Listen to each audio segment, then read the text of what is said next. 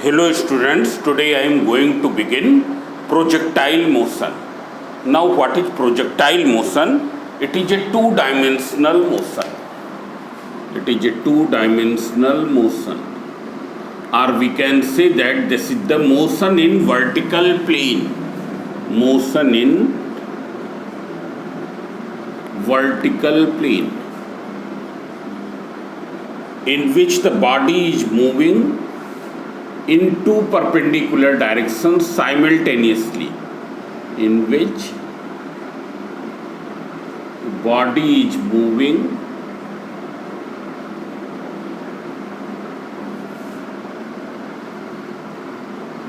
in two perpendicular directions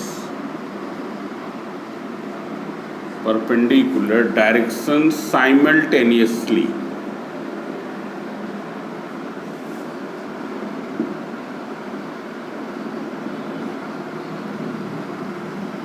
Now see here, so projectile motion is a two-dimensional motion. It is the motion in vertical plane under acceleration due to gravity. Body is moving in two perpendicular directions simultaneously, in the horizontal direction as well as in vertical direction. Now you see here, suppose a body is moving in such a way that its direction of initial motion is same as the direction of acceleration. Means that whether acceleration is acting in the same direction or in the opposite direction, retardation is acting. Means here the direction of acceleration or retardation is either parallel to the direction of velocity or anti-parallel. Means along the same straight line. Then in that case its motion will remain always straight line. Here motion will be always straight line. Means it cannot be two-dimensional motion. If the body is moving in such a way that the direction of acceleration is parallel to it, its direction is parallel to the direction of acceleration. Direction of initial motion is parallel to the direction of acceleration. Then body will move along a straight line. And what will be the effect of this acceleration? That will bring change in the magnitude of the velocity. That is, speed will change, but the direction of motion will remain unchanged. Direction of motion will remain unchanged. But suppose if it is like this, body is moving in this direction, it is the direction of initial motion of the body, and acceleration is acting in some other direction. Acceleration is acting in some other direction. Both the directions are different. Both are not same. Then what will happen? The motion of the body will become two-dimensional. Here its motion will become two-dimensional. It will travel in two perpendicular directions simultaneously. And here velocity will change. It will change in magnitude as well as in the direction. Means you remember this thing, that if the direction of initial motion is same as the direction of acceleration, then it will be a straight line motion. It will be a one-dimensional motion. If direction of initial motion differs from the direction of acceleration, then that motion will become two-dimensional motion. It will be the motion in a plane. We can say that it will be the motion in a plane. Body will move simultaneously in two perpendicular directions. Here only speed will change. There will be no change of direction. While here speed is changing as well as direction of motion is also changing. Both are changing. Now you see here this motion under gravity. Suppose you throw any ball vertically upward, or if you drop a ball from some height, you will find that in both the cases what will be the direction of acceleration due to gravity? Direction of acceleration due to gravity is acting vertically downward. Here direction of initial motion is this, here direction of initial motion is this. In one case it is thrown vertically upward, in the other case it is dropped from some height, it is dropped vertically downward from some height. What will be the type of the motion? Type of motion will be the straight line motion. Body will move along a straight line. It's clear? It will go vertically upward or it will fall vertically downward. This motion will be the one-dimensional motion under gravity. One-dimensional motion under gravity. Now see here, suppose if you have thrown any object in this way, you have thrown any object in this way. In the gravity of earth, you have thrown any object this way. It's clear? Throwing this way. Then what will happen? Here direction of initial motion is this is the direction of initial motion. If you see here, what is the direction of acceleration due to gravity? Acceleration due to gravity, it is acting in this direction. It's clear? What will be the path adopted by the body? That you can tell by your experience, that what will be the path which will be adopted by the body. That you can tell. Here it will not be straight line motion, that you know. It's clear?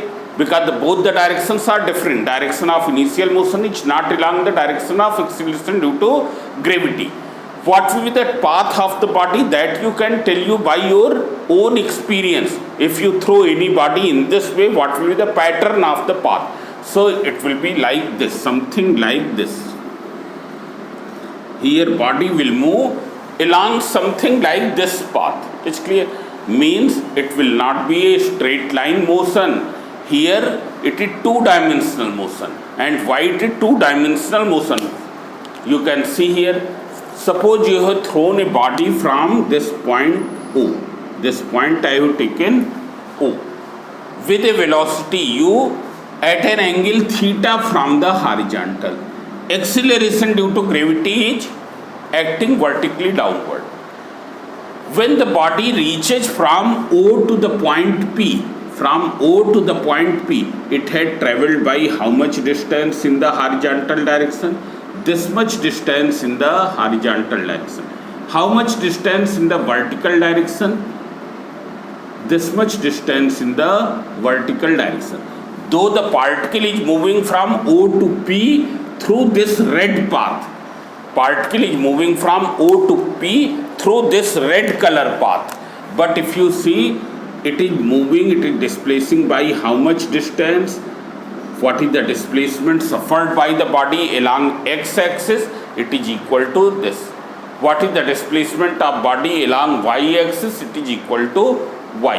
It is moving perpendicular, it is moving simultaneously in two perpendicular directions. Moving simultaneously in two perpendicular directions. So this motion is a two-dimensional motion. Here the motion will be the two-dimensional motion. It is clear?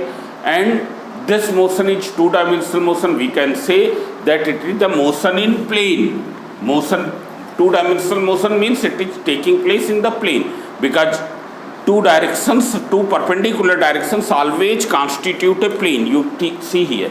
Here this is a notebook. Here this direction and this direction, both are perpendicular to each other. They are constituting a plane. It's clear? Three perpendicular directions constitute a space. It's clear? So this is a planar motion, but this planar motion is under gravity. So we have given a special name to it, projectile motion. Means what is the projectile motion? It is a two-dimensional motion. It is a planar motion under the gravity of the earth. Under the gravity of the earth. That is called the projectile motion. Now see here, the path which the particle adopts, is known as trajectory.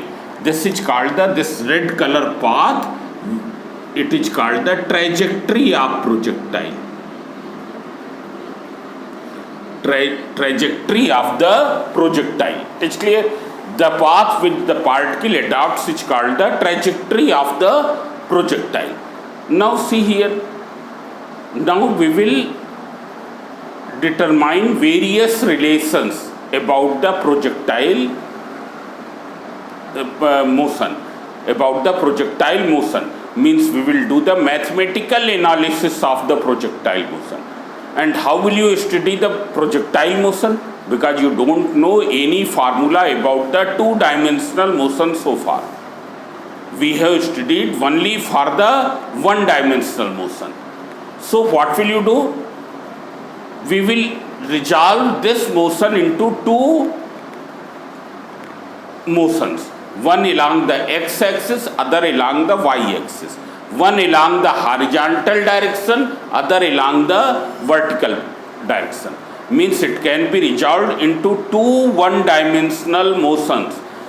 Projectile motion, which is a two-dimensional motion in which body is moving in two perpendicular directions simultaneously. And one more thing, these perpendicular directions will be always independent to each other. Why they will be independent to each other? Now you can tell here, suppose there is any quantity in this direction. Suppose there is a quantity P. What will be its component in this direction? Angle is 90 degree. So P cos 90. What is cos 90? Cos 90 is 0. So perpendicular directions are always independent. Means the motion along x-axis, motion along y-axis, these are the independent motions. They will not affect to each other. They will not affect to each other. So here we can mathematically analyze projectile motion by splitting it into two perpendicular motions, one along the x-axis and other along the y-axis. X-axis motion is called the horizontal motion, y-axis motion is called the vertical motion. It means it can be studied by splitting it into two one-dimensional motions. Means projectile motion can be studied by splitting it into two one-dimensional motions. Now I will tell you the mathematical relations of the projectile motion.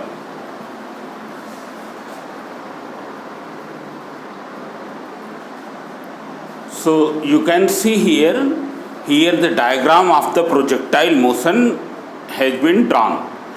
Now we have assumed that a body is thrown in a direction other than the direction of acceleration due to gravity. So it will adopt this type of trajectory. Its trajectory will be curved. Its path will be curved. The path which the particle is describing, the path which the body is describing, that will be the curved path. Means the trajectory of the body is curved.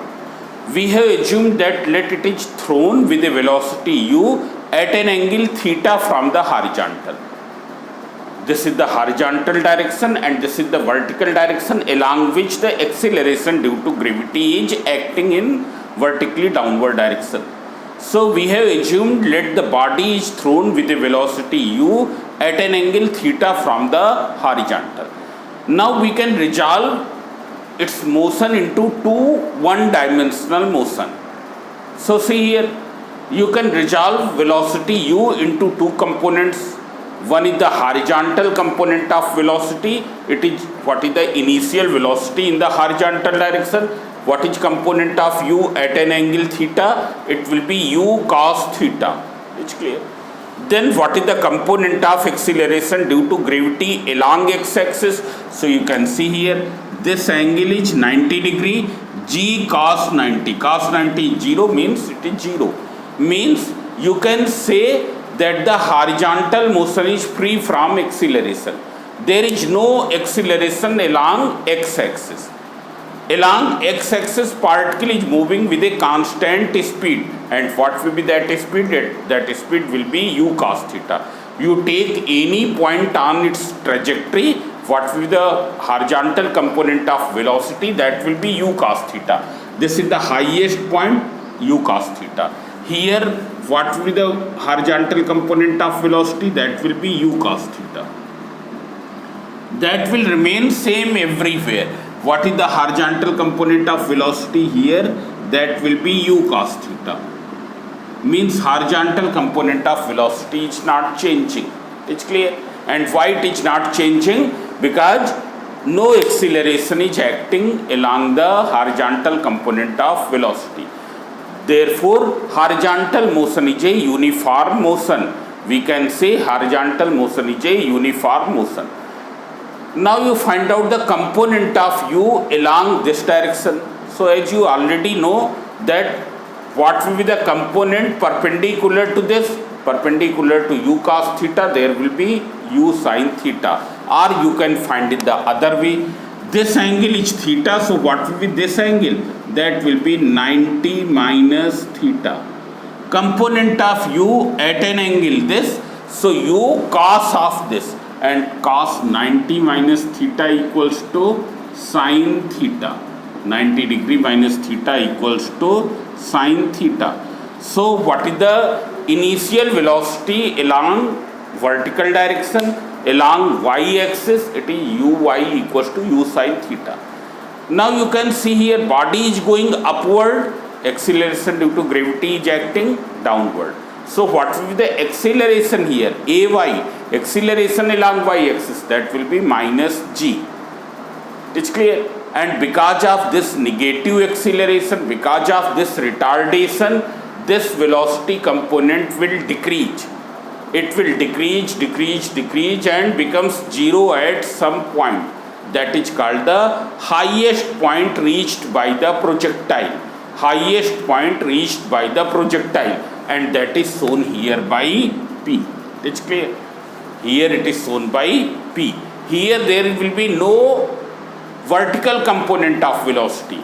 If it is asked that what is the velocity of the particle at the highest point, it is only u cos theta, because there is no vertical component.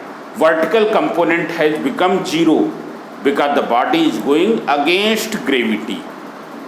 But because of this gravity, once again it will fall in the downward direction. Once again it will fall in the downward direction, means it adopts this path. It's clear? Once again vertical component of velocity will increase from zero. It will increase from zero. It's clear? Here vertical component velocity is zero. Here it is more than this, and here there will be maximum vertical component of velocity, which will be equal to u sin theta. It's clear? So vertical motion is the accelerated motion. Now we will study both the motions we will study as a one dimensional motion separately. Separately we will study this. So you can see here we have assumed let the body is projected from point O at time t equals to 0. It is projected from point O at time t equals to 0, and after time t it reaches at the point A. After time t it reaches at the point A, means here at time t equals to 0 it is at O, at time t equals to t it is at A. How much distance it had travelled along x-axis? So you can see here how much distance it had travelled along x-axis. If you take this point as M, then it had travelled this distance OM. And how much along y-axis? It is y. AM, that is equals to y. Actually the particle has gone from where to where? From O to A. But in that time it covers x distance horizontally and y distance is vertically. Horizontal motion is uniform, while the vertical motion is the motion under gravity. It's clear? So see here, first you see the horizontal motion. Here what is displacement? Here we have taken the coordinate of this point as x comma y. You can take x comma y. Horizontal displacement is x, vertical displacement is y. So see here, horizontal displacement in time t. In time t equals to x. Since horizontal motion is uniform,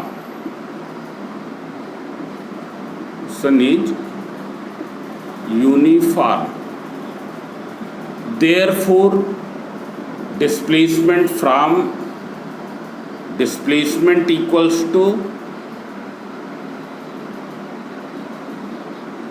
velocity into time. Velocity into time. You can see here, what is displacement? Displacement is x. What is velocity? It is ux. Time taken is t. It's clear. You can write this as x equals to u cos theta into t. It's clear. Or here from this you can take as the equation 1. It's clear. Now vertical displacement in time t. So you can see what is the vertical displacement. Vertical displacement in time t equals to y. And since this is the motion under gravity, therefore we will use by using s equals to ut plus half at square. You can see here, what is s here? It is the displacement in time t, which is y here. What is u? Initial velocity in vertical direction, that is uy into t plus 1 by 2.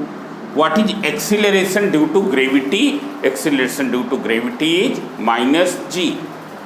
Here what is acceleration? Acceleration is minus g into t square. When you will simplify, y equals to, what is uy? Uy is u sin theta. It is u sin theta into t minus 1 upon 2 g into t square. It's clear. Now see here, what is the value of t? Value of t, this you can take the equation 2 from equation 1. From equation 1, t will be equal to x upon u cos theta. Now I will substitute this value in the equation 2. So those who want to take the screenshot, they can take it. You take the screenshot.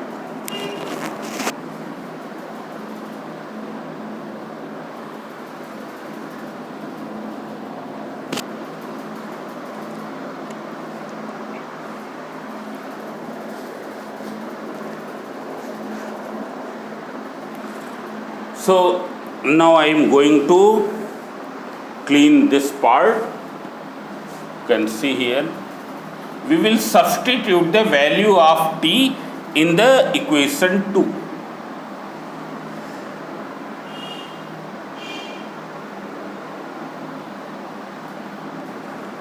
So you see here, on substituting value of t in equation 2. So when you will substitute, so y equals to u sin theta into, in place of t, x upon u cos theta minus 1 upon 2 g, and in place of t square it is x upon u cos theta whole square. Now you simplified this, so u and u will be cancelled. So y equals to x sin theta upon cos theta tan theta minus 1 upon 2 g x square upon u square cos square theta. You can see here, on opening the bracket x upon u cos theta whole square, you will get x square upon u square cos square theta. So it will be this. So this is the equation in x and y. Equation in x and y. So this we call the equation of path. Equation of path. Equation of path of projectile. Of projectile. that is equation of trajectory. Equation of trajectory. Now see here, what type of this curve will be? What will be the shape of the curve? So see here, this is a rule. There are four types of standard curves. One is circle, then parabola, ellipse and hyperbola. There are four types of standard curves. One is the circle, other is the parabola, third is the ellipse and fourth is the hyperbola. Now out of these curves, only the standard equation of parabola is consisting one variable linear and other variable quadratic. Means either the equation will be in x and y square or in x square and y in parabola. In parabola, there will be the equation of parabola will be either in x and y square or x square and y. But remaining the three, they must contain the terms of x square and y square both. If they are not containing the terms of x square and y square, they cannot be circle. That cannot be circle or ellipse or hyperbola. It is only the parabola in which one variable will be linear and other will be quadratic. If you see this equation, here x is having what is the highest power? 2, x square, and y is linear. X square is quadratic, y is linear. Therefore, it is the parabolic equation. It's clear? Parabolic equation, therefore the path of trajectory will be parabolic. Trajectory will be parabolic.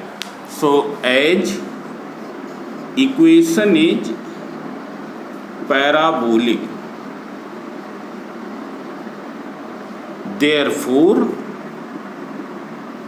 path of projectile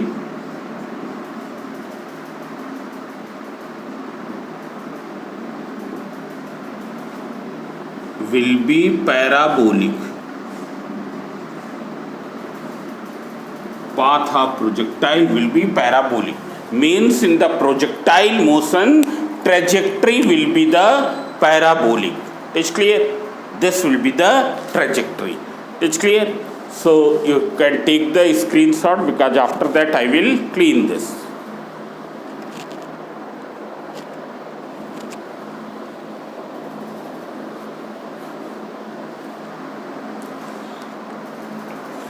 Now after this we will find out the time of flight.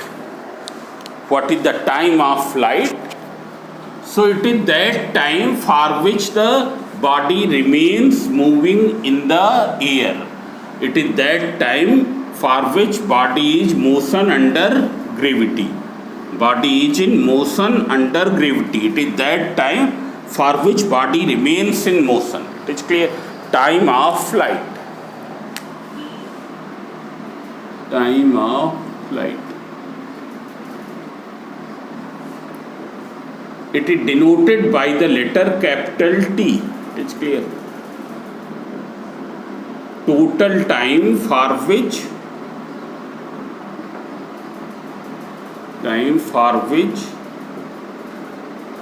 body remains in motion.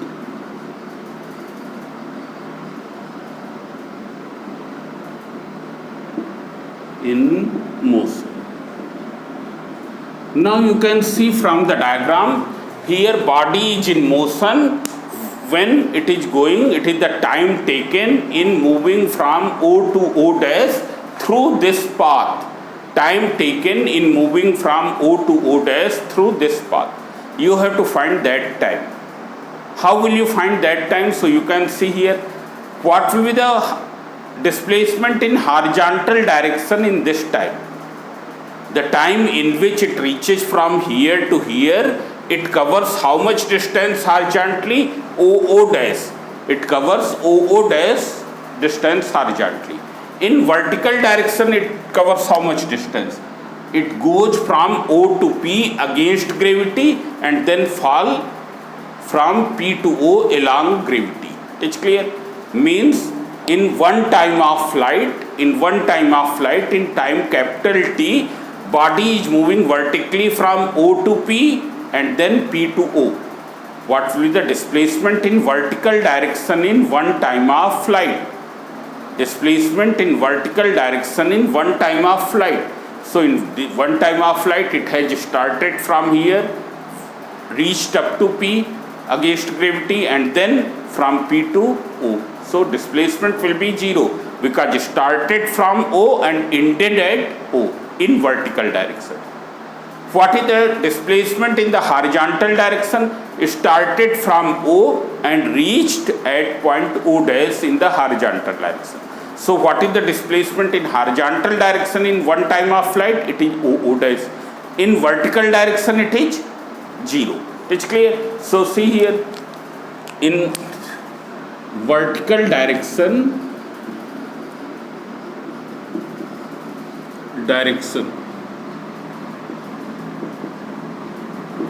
body, displacement of body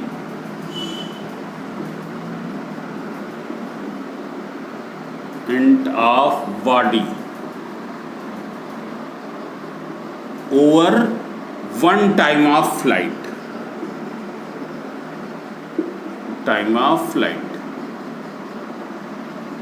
is 0. One time of flight means in the total time capital T, displacement is 0. It's clear? So we will apply from S equals to ut plus half at square, from S equals to ut plus half at square in vertical direction. This equation we will apply in vertical direction. So see here, what is displacement in one time of flight? It is 0. What is initial velocity in vertical direction? Uy into time is capital T plus 1 by 2. A is what? Minus g into t square. It's clear? You can substitute the value. Displacement over one time of flight in vertical direction is 0. What is initial velocity? It is uy. So uy into capital T plus 1 upon 2 in place of a minus g into t square. So you take out t common. Uy minus 1 upon 2 gt. It's clear? This is 0. Now you can see here, since time cannot be 0, this cannot be 0. Therefore, uy minus 1 upon 2 gt will be 0. And this is 0 means half gt equals to uy, or what will be t? You can write 2 into uy upon g. And what is uy? Uy is u sin theta. You can see here. So t equals to 2u sin theta upon g. 2u sin theta upon g. This is the time of flight. This you can see. Take the screenshot.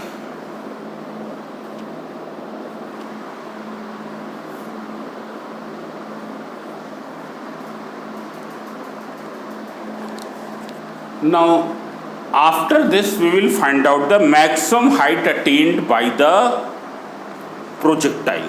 What is the maximum height which it attains? So, see here, what will be the maximum height? How will you find?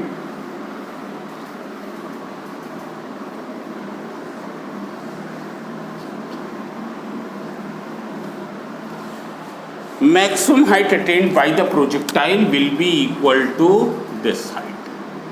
From O to P, from O to P, this height is maximum height attained by the projectile. Maximum height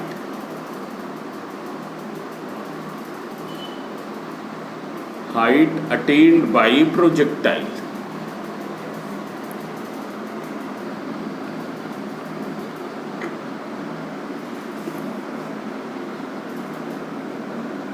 that we will find out. So see here, we will apply which equation? In the vertical direction we will apply v square equals to u square plus 2as. So at maximum height, what is the vertical component of velocity? It is 0. Here Vy is 0. It's clear. What is initial velocity in the vertical direction? It is u sin theta. And what is a? It is minus g. What is s? It is h. So v is what? It is the final velocity in vertical direction. It is 0. U is what? It is the initial velocity in vertical direction, u sin theta.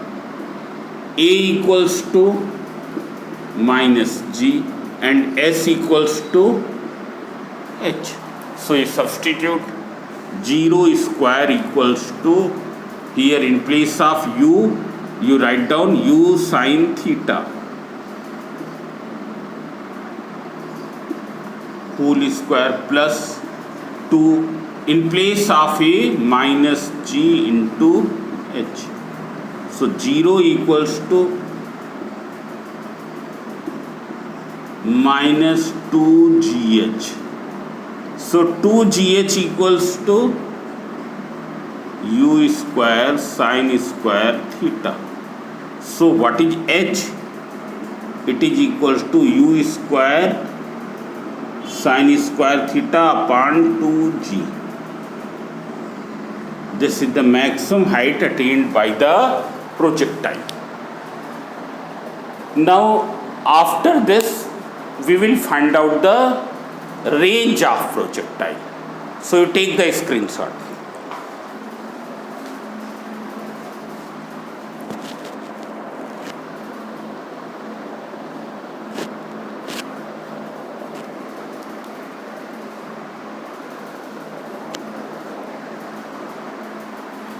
So now we will find out the range of projectile, and these derivations of time of flight, maximum height attained and range, these are very, very important. It's clear? So you do the practice of this.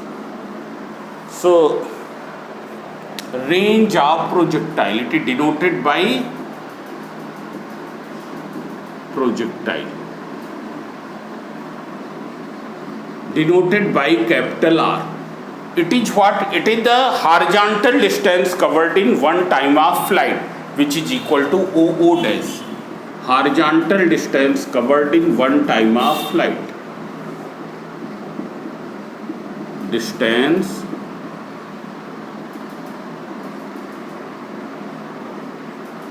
covered in one time of flight.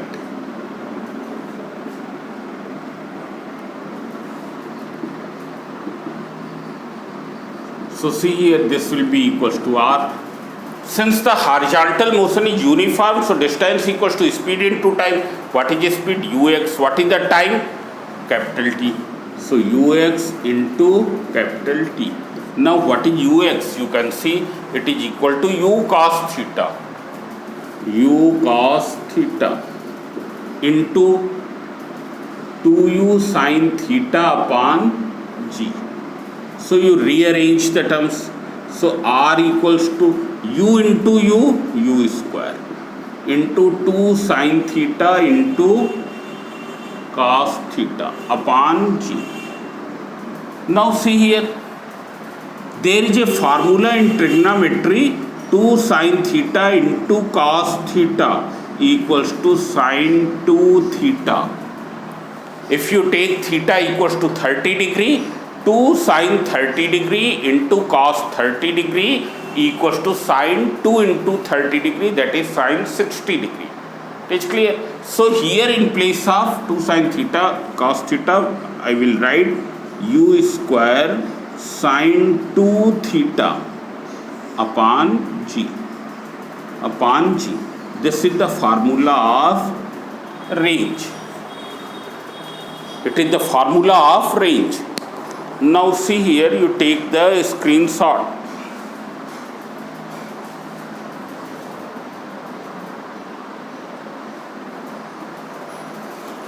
Now see here, we will find this. I am removing, as you can see here, what is the formula of maximum height attained. It is equal to u square sin square theta upon 2g. This is the maximum height attained by the projectile. It's clear.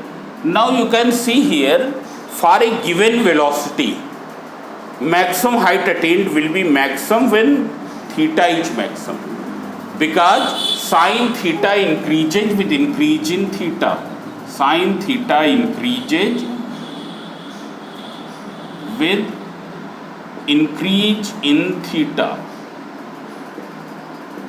As the angle will increase, sin theta will increase. Sin theta will increase, therefore h will increase. Means once you project with 10 meter per second at 10 degree angle, then at 10 meter per second 20 degree angle, 10 meter per second 30 degree angle, 10 meter per second 90 degree angle, in which case it will go up to the maximum height. It will go up to the maximum height when theta equals to 90 degree. It's clear. But in that case it will not remain projectile. It's clear. So when theta is just less than 90 degree, for that angle maximum height attained will be, because at theta equals to 90 degree it will become a straight line motion. It will not remain projectile motion. It will not remain two-dimensional motion. So when theta is just less than 90 degree, maximum height attained by the projectile will be maximum. Means you remember that more the value of theta, more will be the value of maximum height attained. That you can write. It's clear. Now we will see the range in two cases. In two cases we will determine the range, and when this angle theta is known as angle of projection. Angle theta is known as angle of projection. So one case, when angle of projection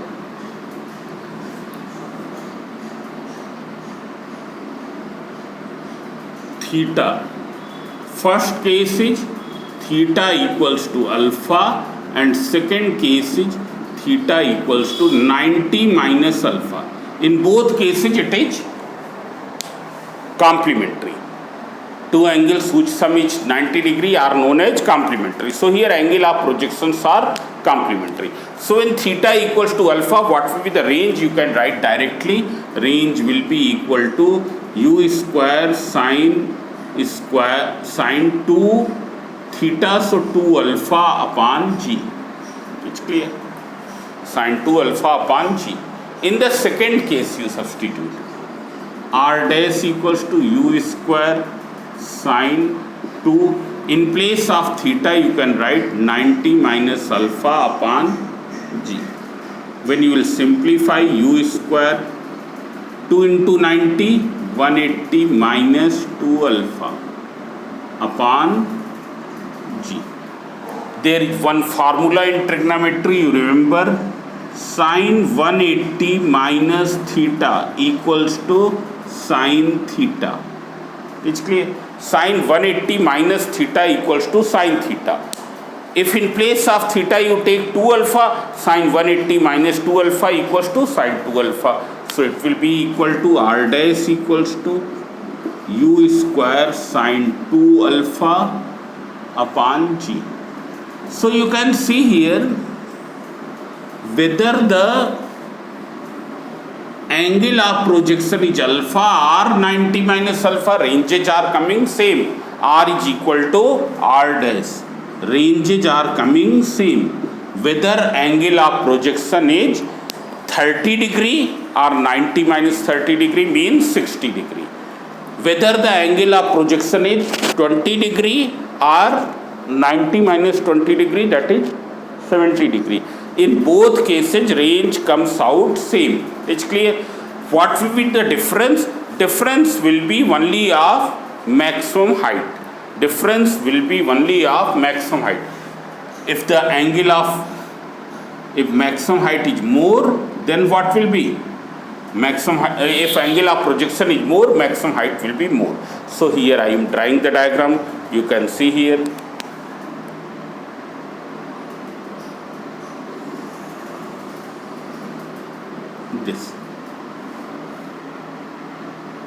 here two projectiles have been thrown with the same speed.